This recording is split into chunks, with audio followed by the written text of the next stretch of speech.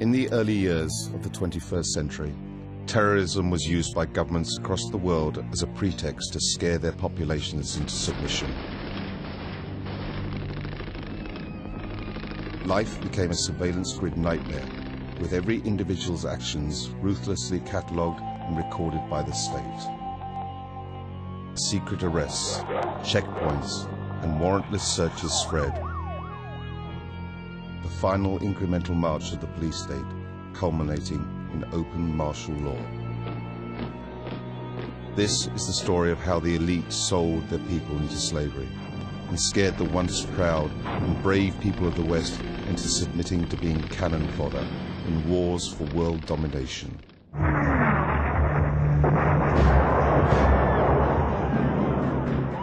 Our enemies have made clear the danger they pose to our security. We're just right outside the security perimeter at this national security event in New York City, just a few hundred yards away from Madison Square Garden, where at least 10,000 police are stationed, supposedly providing security for the Republican National Convention and all the delegates and media that are going to be here.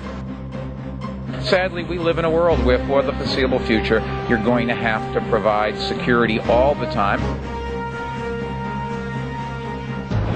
Who do you work for? Well, you need to tell us. I mean, this is a free country. Officer, can you tell me this guy's badge number? Secret police just covers his badge up. Secret police in America. This is what's called ambush journalism, and I disrespect you for that as well. So thank you and goodbye. In the ritual? That's none of your damn business. We're also going to be talking to the protesters and finding out if the protesters are discussing real issues or if it's more of this phony left-right paradigm. On Monday, that Zogby poll was released that showed 50% of New York City residents believe the government had foreknowledge and made a conscious decision not to intervene. 50% of the people who live in New York believe that. Both candidates are cousins. They're skull and bones. They're bringing in big government and tyranny. The evidence is clear. The military-industrial complex was intimately involved in 9/11. Many of the nearly 2,000 protesters arrested over the past few days have been taken to an old bus depot on Manhattan's west side. We should call this facility what it is, and it's a concentration camp. It's the Pier 57 concentration camp. Oh yeah, folks. We're in the middle of it now.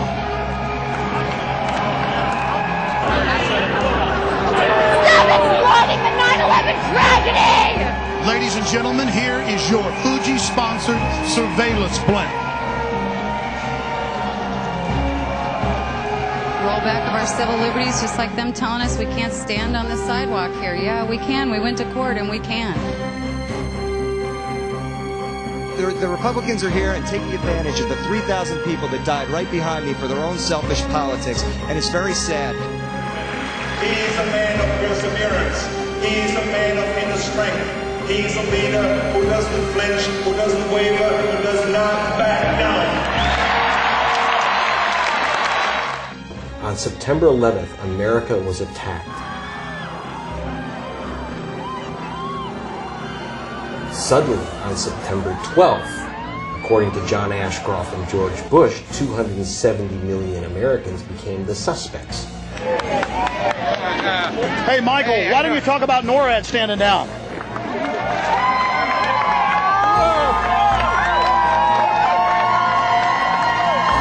Why don't you talk about NORAD standing down, Michael? Why not the really hardcore 9/11 issues?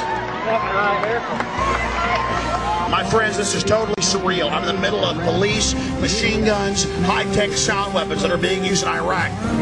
And the would-be dictator is on the radio. I'm in the middle of New York City. It's a hellhole of surveillance and police state. And the Bill of Rights being torched, being destroyed. If you're here at 11:35, they will arrest you.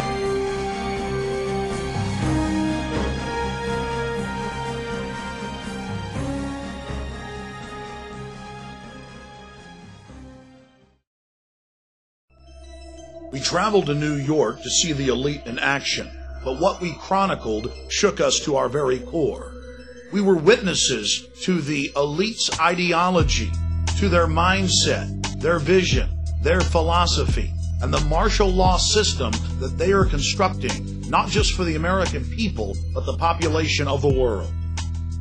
We're just right outside the security perimeter at this national security event in New York City, just a few hundred yards away from Madison Square Garden, where in just a few hours they'll be starting up the official coronation, Skull and Bones coronation part 2 for John Kerry's cousin, George W. Bush, right here in New York City. We'll chronicle the police state, the surveillance blimps, the sound wave cannons, and we'll discuss 9/11 with New Yorkers by traveling to Ground Zero and find out how many of them are questioning the official story that has holes in it that you can fly a 747 through. You were saying that a lot of people aren't on the street now. What percentage of New Yorkers have left town?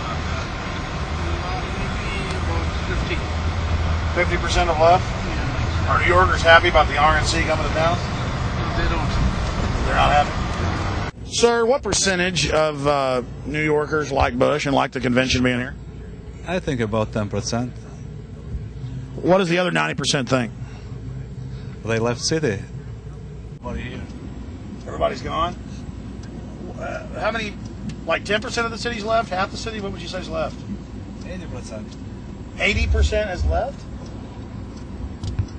We'd been in New York about an hour before we were threatened with arrest for having our video cameras in the subway. Any one of them. May I ask you what you're doing, sir? Okay, will you tell me again so I know what to do?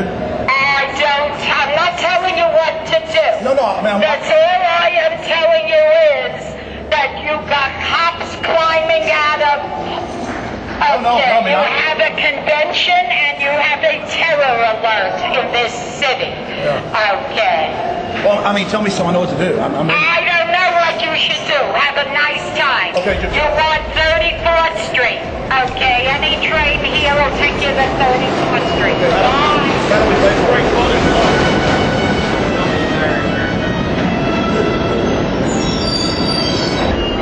We were then threatened a second time with arrest for filming on the New York subway. And a woman who was separate from our group had her film camera taken, smashed, and the film destroyed. The footage you're about to see was shot clandestinely as the police took action against us. I got to talk to her because she took a picture. You can't get arrested. I can't. Let's not shed a tear over this now. Why are we playing games? John, you're a witness to what just happened. What did we do? We took a picture of a homeless person, felt sorry for her, and gave her some money. And then we were promptly almost arrested by Port Authority police in a subway. The police had been arresting reporters across the city, and a judge had ordered them to stop, but that just seemed to encourage them.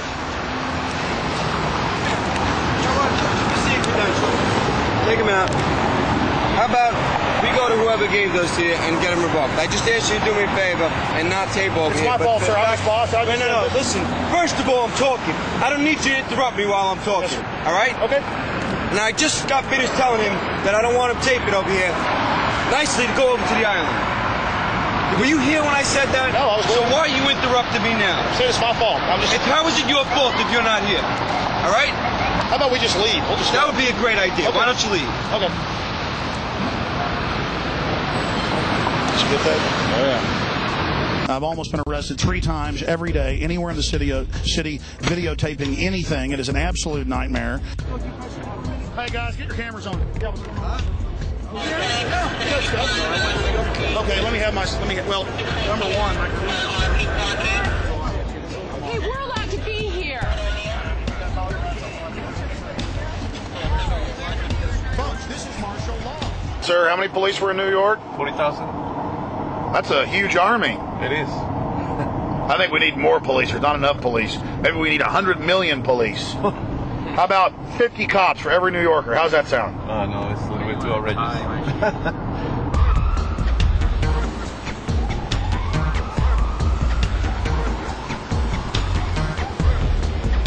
A few months ago, they had a new fake terror alert. Later, they had to admit it was fake, claiming that a couple of Muslim guys were down here trying to take photos and video of all of this because they wanted to attack it. And they said it was a brand new threat, but it turned out that it was over 4 years old. And then when we got here to New York for the convention, they busted 2 guys who supposedly were going to go after the subway. And then in that case, too, it turned out that that was fake, that wasn't real. But all of these are used to scare the population into submission and as a pretext to